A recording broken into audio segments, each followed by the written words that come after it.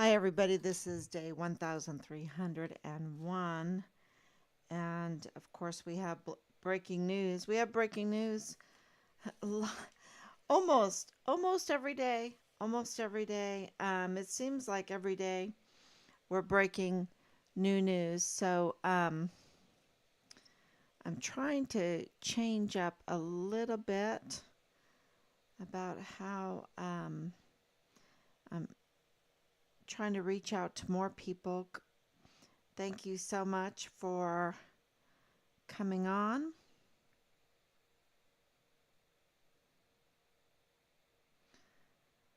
Yeah, just looking at some comments. Thank you so much.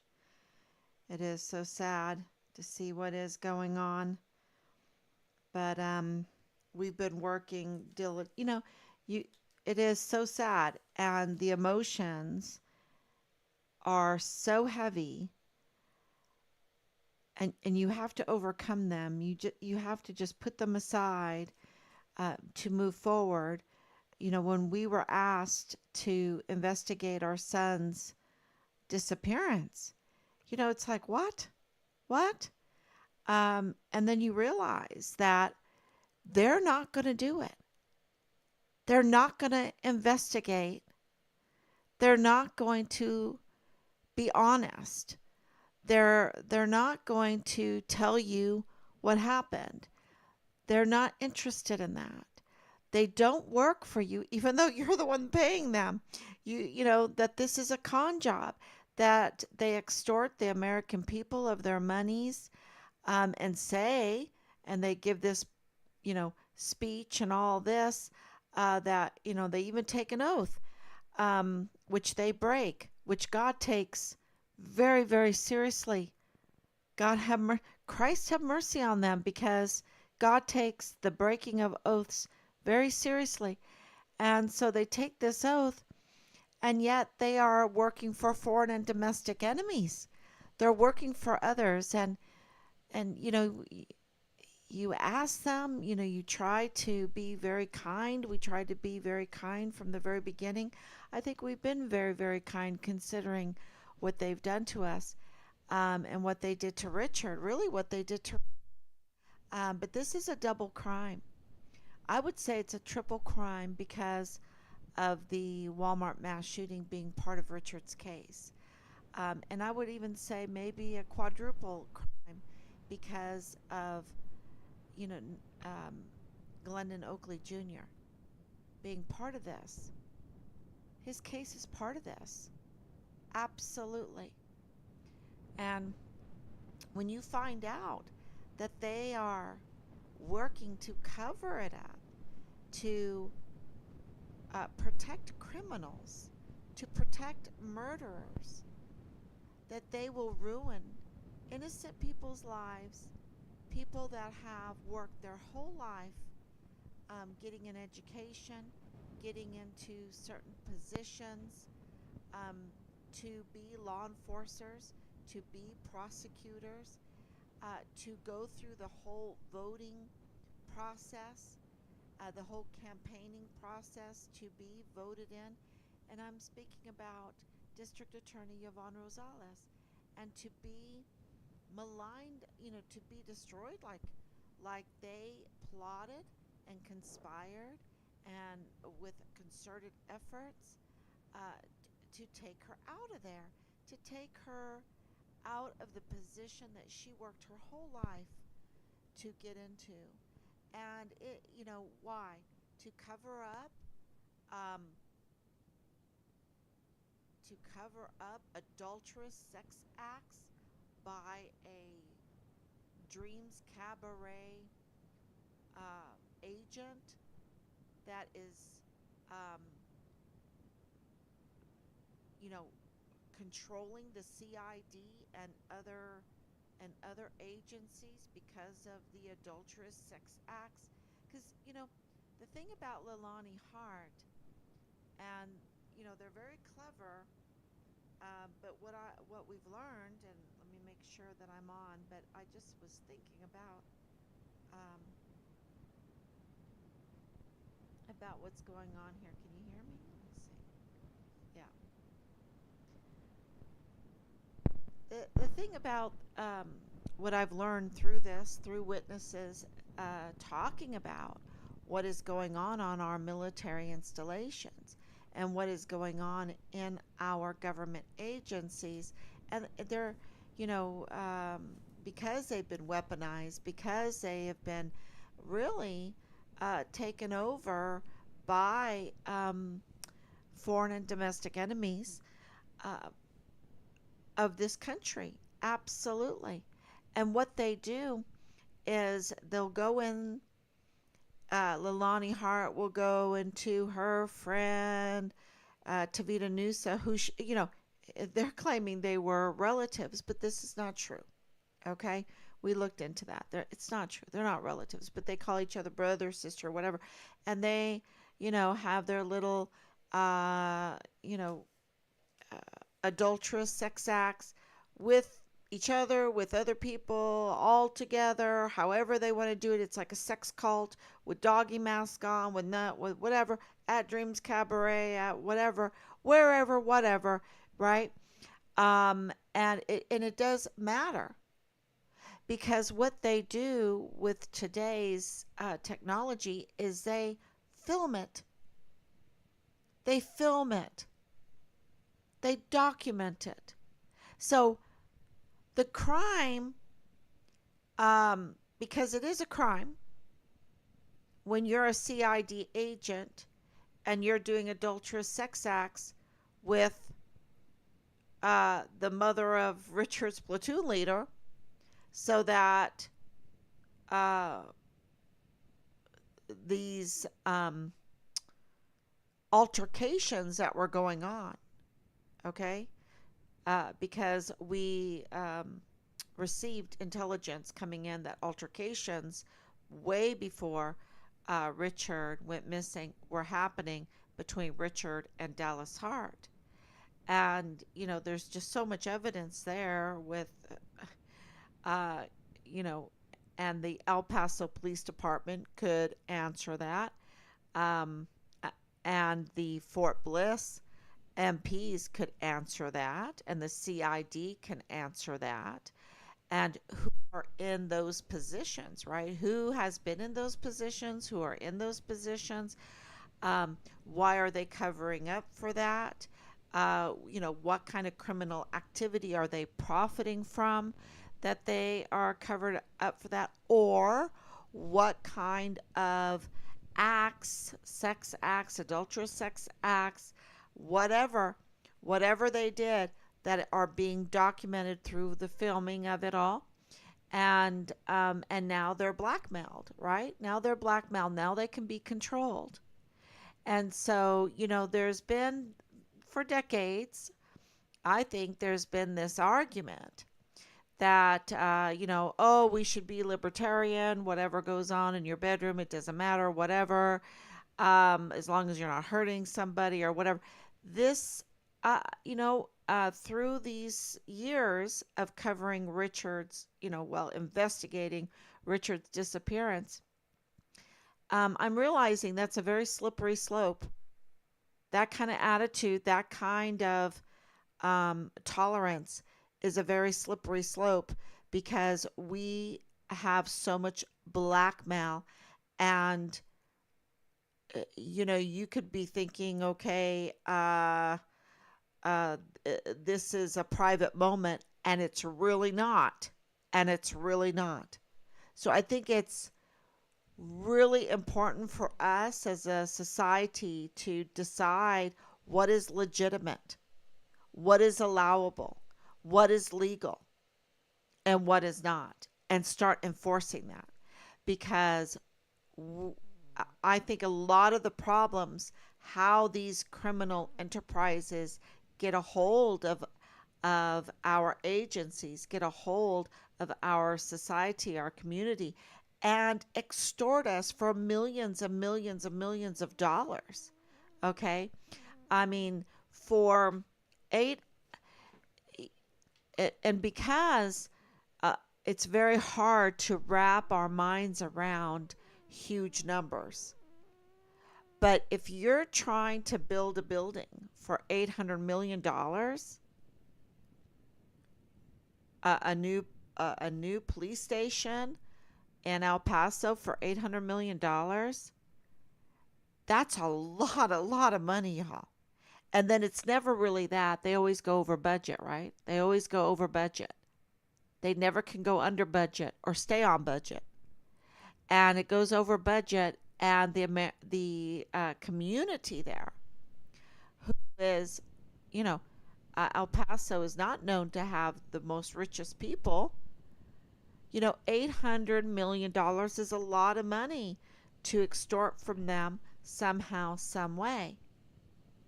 And it hinders the small businesses, it hinders the middle class, and it makes life very tough. And when life gets very tough, then, you know, people resort to criminal activities or to drugs or to alcohol. And, so it pushes them towards this foreign and domestic enemy, and how they ruin a community, ruin a country. And I hope that makes sense.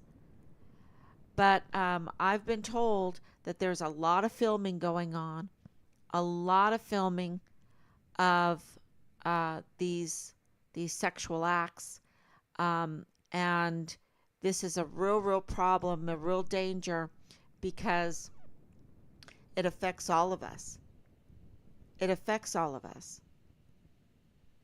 And blackmail is a very dirty game, very dirty, and that affects all of us. And so, so what Leilani Hart is doing, because she is known to be an adulterous sex machine, right? Entrapping men, entrapping, and I'm not giving the men a pass here, or whoever she's going after. And we know that children are part of this, and they're getting hurt. And so, and we know that Richard was making the CPS complaints. And so CPS can also tell us. But we know that this is absolutely connected to Richard's case, that Leilani Hart is absolutely connected to what happened to Richard with her son, Richard's platoon leader, Dallas Hart, that Dallas Hart is absolutely involved in what happened to Richard. Also, Tavita Nusa, the CID agent that was assigned to look into Richard's whistleblowing and also into his disappearance. It's a small office there, right? So Ron Stieg, Marlon Soto, and I even have this connection with Ron Stieg and Jay Paulin in this mess. And, Jay Paulin needs that confession to be public. He really needs that confession to become public, because, what happened to Richard in connection and what it led to with the Walmart mass shooting is, and you think, oh, what do you mean what it led to? Well, Richard's case came first. His whistleblowing came first before the Walmart mass shooting. The Walmart mass shooting was a diversion for that. It was a diversion for that, and this is our opinion, our theory, our investigative theory, right? This is what Jessica Veltri, the CID agent, was supposed to give us and never gave us an investigative theory. What happened to Richard? Well, he was whistleblowing, and that string was a criminal enterprise of weapons smuggling, um, the child sex trafficking, the narcotics trafficking, you name it. And also, with the money, that there was fraud going on with the money, mishandling funds and things like this that was going on. This is what's being reported to. through intelligence. And so there were the IG all over the barracks. There was investigations going on to what Richard was reporting to the CPS, to the FBI, to the IG, and on to the CID. And Leilani Hart was having these adulterous sex acts with Tavita Nusa, right? And he he was in charge of investigating Richard, both things. So was there blackmail involved in that, or was Richard reporting his activities? How far did Tavita's Nusa's criminal activities go? How far did they go? Right? Was she just using him to get to her husband? Because he coached her, right, with the notarized criminal complaint affidavit, um, that the 22nd of July 2020, which is a very interesting date, just like the August 3rd 2019 is a very interesting date because that's Dallas Hart's birthday. And so the diversion had, let's take your let's get the eyes off of the criminal enterprise and onto a mass shooting case, right?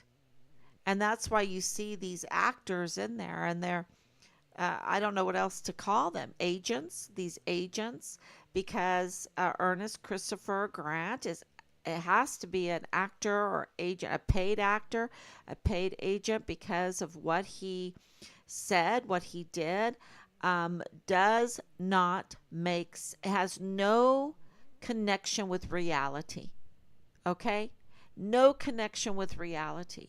It's a production, and that production was to weaponize the killing of 23 individuals for certain reasons. And one of those reasons was to divide the community, to play politics with the death of 23 individuals and the injuring of 22 individuals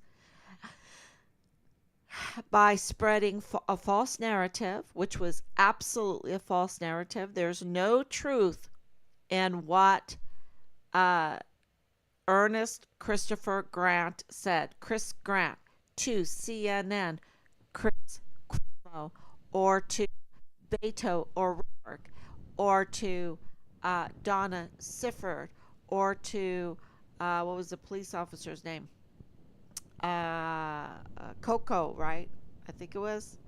No, that was the other. That was another. That was Memo Garcia's father-in-law. Um, yeah, there's a police officer. I have to look that up.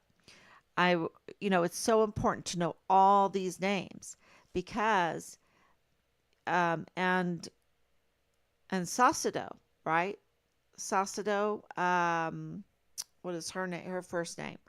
But this is really there's no reality in what they said, because when you go and research Patrick Crusius, what the judge said about Patrick Crusius having a severe mental um, health condition, quote unquote, right?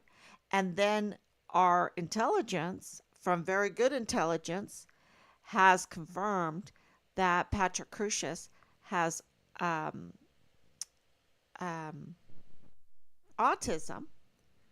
That is very important information, because then you go back and you look at the pictures and you go, oh, that's why he was wearing the hearing protection, right? Because, you know, autistic individuals are very, very sensitive to sound. Um, and you look at that, there is no sense in what was said, because you looked at Patrick Crusius and he was clean. You know, if If Patrick Crusius did everything that Chris Grant said, and the rest, falling in this narrative, what they said, um, Chris Grant would be, Patrick Crusius would have blood on him. He would have soda on him. He would have dirty shoes. He would be, you do something like shoot 1,000 rounds, 1,000 rounds. You do not look like Patrick Crusius did when he surrendered himself minutes later to a Hispanic, someone he's supposed to be hating, that he just spent, you know, it's so removed from reality, the the narrative, and to charge, this, he's going to 8,000 years in prison. um and we have the murderers, the true murderers, and those that organize this walking around. And Richard has this notebook. Richard is watching this whole process, knowing what's happening. And he's telling us, I can't leave my room. I'm like, why can't you leave your room, Richard? I can't leave my room. It's so bad. It's so bad. I can't leave my room. Um, and this is so, 3 years of putting this all together with proof. I don't know if Richard would have told us, if we could have totally understood, because, it's kind of like just on the DA side of this, just on Bill Hicks. Bill Hicks is a bad guy. Bill Hicks is a bad guy. He, he's not the best choice for the county, because you want to get the top of the class, right? There's all these lawyers. And from all those lawyers, they pick someone that failed their bar exam the first time. That's not, he could be an assistant. He can, you know, DA in there and help out. I mean, but that's not a good choice there. And then his participation in the colluding and the conspiring and the plotting against Yvonne Rosales, that's also makes him a bad guy. Bad choice, bad guy, bad altogether. Because that is election interference. And then when he gets in there, he's been so busy representing Purchase Funeral Homes that he has, he can't even sign his anti bribery form that he has to sign, right? When he takes office, and he doesn't do that. And then they mess with the timestamps, which this is breaking news. We have confirmation that he did do that. That those timestamps were, that timestamp was tampered with, and that there's a reason for that. There's a very good reason for that. And, um, you know, he needed everything that he did, could be illegitimate. I hope people understand that. And that he knew what he was doing, because he knew that he had this conflict of interest by being the representative, the legal representative for Purchase Funeral Homes, that was involved giving free burial services, free services to all the victims at the Walmart case, that making them a witness to, uh, you know, uh, uh, the whole shooting, the whole crime, because they were working closely then with Dr. Mario Rascon Ortiz. So they became a witness even with the medical examiner. They became a witness in the August 3rd, 2019 mass shooting. And so Bill Hicks has a bad conflict of interest because he has knowledge of inside workings, financially and other, of purchase. And he also knows where purchases skeletons are hid. Being a legal representative, you know these things, and so now he's supposed to prosecute the Walmart mass shooting um, with integrity when he has these conflicts of interest and he doesn't let the people know that no, I can't take this office right now because I have a conflict of interest. No, I can't take that office because I'm not the best choice. I'm not the best choice. Plus, I have some tax problems. I have financial problems. I'm not the best choice.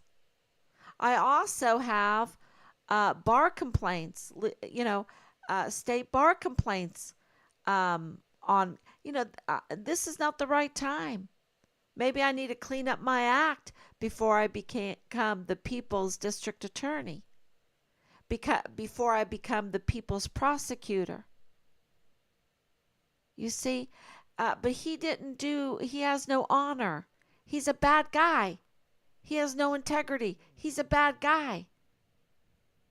He does not have any problem fooling you, fooling us, disregarding us, giving us uh, a substandard district attorney. And that's what he is. And not only that, a criminal. Because that's what he is. He needs to be arrested. So, with having the conflicts of interest and the other situations that surround him, and then in our son's case, to disregard us, you see, he has no problem doing that because he's already disregarded the entire El Paso community. He's disregarded the entire families of all the victims of that mass shooting because he's serving foreign and domestic enemies with the dime of the taxpayer. Now that's despicable. And so when he blocked our email, when he refused to answer us, that's just par for course. So say when we play golf, right? Par for course. He's already done that over and over again. He's proven himself to have no honor, no integrity, and be substandard.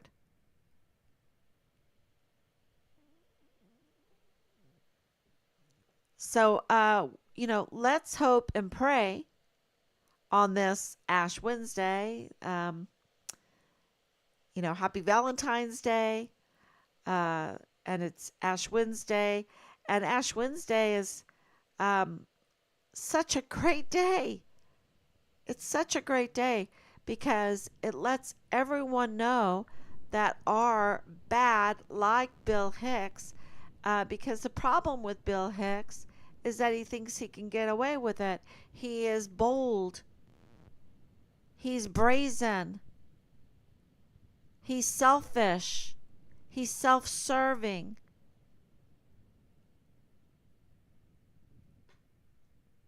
Um, and with that kind of attitude, it's the antithesis of Ash Wednesday, where you have to remember, I'm made from ashes and I will return to ashes. I'm mortal. I have mortality. And I have to answer for God, to God. I have to answer to God for my actions. And, you know, when you are so brazen and commit sins against a whole community of El Paso, that shows that he has forgotten that he's just mortal, that he has to answer to God. That's what that shows. So, and, you know, if you don't, some people don't believe in God, you know, they don't believe in God, or they serve other kind of religious beliefs. Um, I want to tell you, God's hand has been all over this. Um, Talk about strengthening one's faith. Just finding out who Nadal Bayim, I'll never get over that day. That was just a gift from God, and to expose bad people that are taking advantage of beautiful El Paso. You understand? I was born at White Sands. I went to school. I went to elementary school in El Paso. I went to middle school in El Paso. El Paso is an ancient city. An ancient city. It's so beautiful. And for someone like Leilani Hart and Bill Hicks and Tavita Nusa and Dallas Hart and James Courtney Hart and Thomas Kane and Ann Ogle and Jesus Eddie, you know, see the other ones, I don't know if they're really from El Paso. I don't know if they were,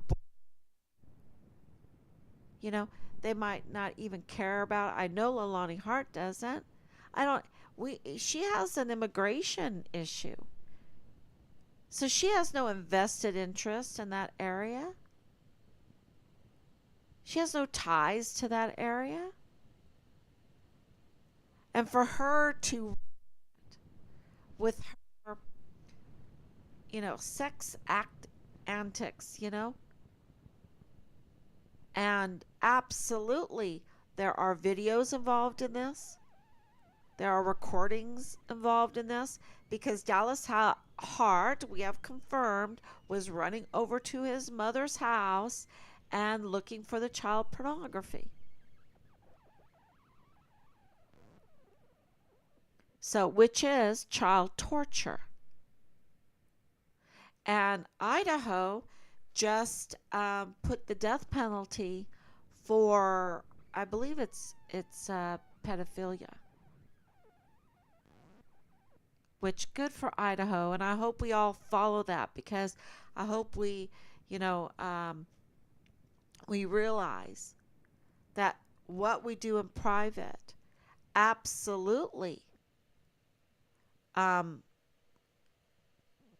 domino affects society, because of the technology that we have today, the lack of privacy that we have today, and the lack of ethics, the leaking, right? It's so all of that blackmail, all of that leaking, all of that hurting the likes of Leilani Hart and those that are not from that area. And then, you know, you have this Jesus Eddie Nieto Jr., who's from that area. Why is he the supervisory FBI agent for El Paso? He has ties, deep ties there. He cannot be a good law enforcer to an area where he has deep ties. There's going to be conflicts of interest that he will not be able to resist. And his wife, Cynthia, and her ties, and their ties with Bugado, the the son in law of Nadal Baim. No wonder there's all these conflicts of interest. And no wonder that Nadal Baim knew that Richard's remains were found in Mexico and went, shh. Now that's not a mystery to me anymore. I know why it's shh, because of the conflicts of interest with the FBI. The FBI are implicated, not the FBI totally, but Nieto is implicated. Absolutely implicated. And all the family ties and business ties that he has that are part of Richard's case are implicated. And so, we have confirmation that there's investigations going on. And this is going to shake up the law enforcement community there in El Paso. The DA's office is going to be shaken up. So, hold on to your seat, hold on tight. Hold on tight. Have you ever seen that movie, Master and Commander? Hold tight. Hold tight. You need to put that on your fingers. Hold tight because this is shaking up the law enforcement community, the law enforcement there on Fort Bliss, and I hope that it has a real chance of closing down Fort Bliss because Fort Bliss has become a hub on taxpayers' money to traffic weapons or smuggle ammunition, traffic children, traffic pornography, child pornography, which is child torture, and also to be a marketplace for illegal drugs. And I have other intelligence that the soldiers have never been so addicted to illegal drugs like they are right now. It's really bad, y'all, what they've done to our soldiers, and there is no excuse for it. And we learned that during COVID. If the leadership wants to have their health and welfare and close down and click everyone's heels together and make them be the best that they can be, make them have esprit de corps, make them be as clean can be, they could do it. They could do it in a heartbeat because they could get rid of soldiers that are troublemakers in a heartbeat. For them, the troublemaker was the sane ones, the sane to say, you know what, I'm a young person. I have zero risk. I do not need to get a Cobra strike. I have zero risk. This is not even tested. This is not even proven. The germ theory is trash. There's no isolation. You know, those are the people, the thinking people that we need in there that they retaliated against. It was absolutely insane. And now we have the most drug addicted soldiers that I think, I don't know if we've ever had, but close to it, if not it. They're coming in on drugs. They're on drugs, and the every program is a failure. The suicide program is a failure. The sexual assault and sexual harassment is a failure. Every program is a failure. That only can happen when the leadership is just the only way that can happen is if the leadership is serving a foreign and domestic enemy. Because, if we only had a couple of four-star generals, I would say, okay, yeah, it's incompetency we have another, bad leader there. But no, we have 44 four-star generals and admirals. The only way it can happen that we have every program being a failed program and our soldiers in so much danger on their own military installations is because those 44 four-star generals and admirals are serving foreign and domestic enemies. That is very clear. Thank you, Grace, for coming on. I see you there. I see you. Thank you so much. So, with this Bill Hicks, I want to focus on Bill Hicks tonight because of the breaking news that we did receive that the timestamp was tampered with. That has been confirmed. That the timestamp on his statement of anti-bribery statement, right? His statement of officer was tampered with. And that means that there's been tampering with a government form, a government paperwork. Uh, that's so illegal. And this from a district attorney. So I think we because we received that confirmation today. I don't know how things are going to happen, but I think that's a confirmation that things will happen. And hold on to your seat because every case that he touched now, yeah, there is going to be chaotic, and I don't know if it's going to be good for us. I don't know. I know it's going to be good for El Paso. I know it's going to be good for the community of El Paso because what has been happening over the last years is so damaging to El Paso. So to expose the DA for the bad man he is, the bad Bill Hicks, he's a bad guy with Bob, bad Bill, bad Bill and Bob. They are bad. They're bad news. And we have to expose them so that,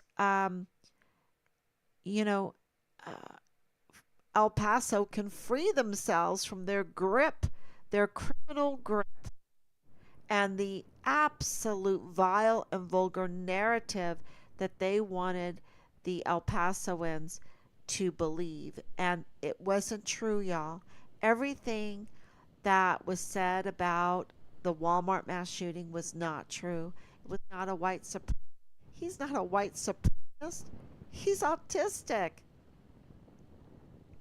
And so everything that happened that was reported that happened in that Walmart is up for scrutiny. Do not believe it. And look at who's killed. That is what we need to focus on. Who, when, where, why, how. And that's how we're going to get justice. So I think that, and I'm really praying that what has happened now with Bill Hicks will be a real big shakeup in the district attorney's office at El Paso. The prosecutors, these are the prosecutors for that community, right?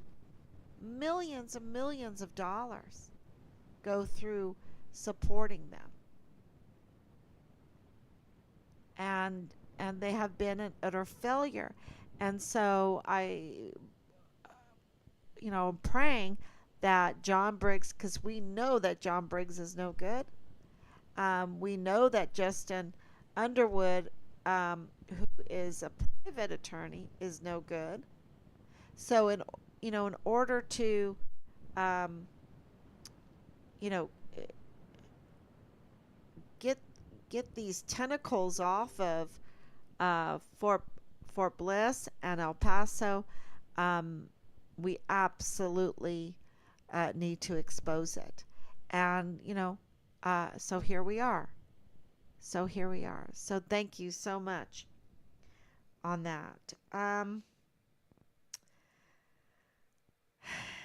So much news, but I think that that is something that we really want to focus on right now. Who the conflicts of interest were with and are with Bill Hicks, and that's Purchase, and also Mario Rascan Ortiz, the medical examiner. That needs to be exposed. And yeah, so please share that information. Please share, please like, uh, talk about it, and just pray that very, very soon um, that will break. And I think so because this is an election year, and whether we like it or not, everything has is about politics, right? So yeah, so I think things are definitely going to move. So thank you, everyone. God bless you, and I will be back tomorrow, God willing. Bye bye.